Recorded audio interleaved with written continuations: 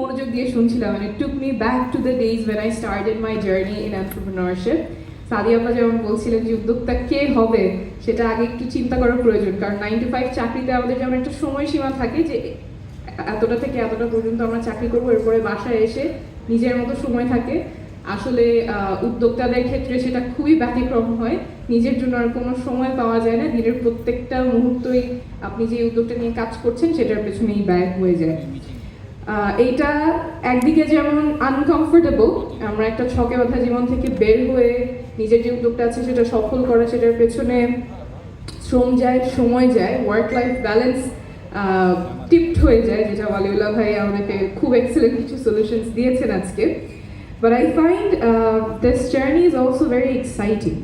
যখন আমরা কোনো কিছু নতুন শুরু করছি, একটা নতুন উদ্যোগ নিচ্ছি উদ্যোক্তা হিসেবে, জার্নিটা although it's full of uncertainty, it becomes very exciting because you are solving real world problems and you're trying to find creative solutions to fixing that problem.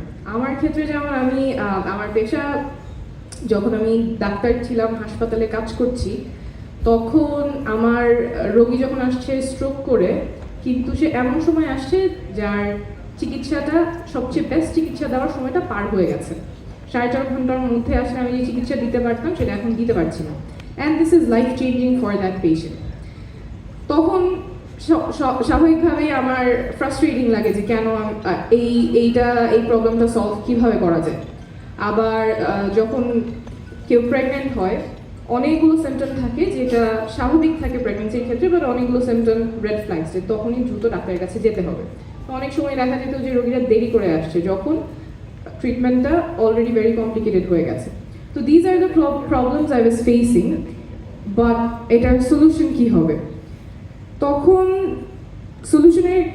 Solution খোঁজার ক্ষেত্রে যেগুলো দেখলাম, it's not because patients do not pay heed to health advice, but more যে ওনারা যে অ্যাডভাইসটা নিবে সেই জায়গাটা খুব কম। আমরা হাসপাতালে আসা পর্যন্ত অপেক্ষা করি তাকে এই তথ্যটা দেওয়ার জন্য, by which time it's already probably too late.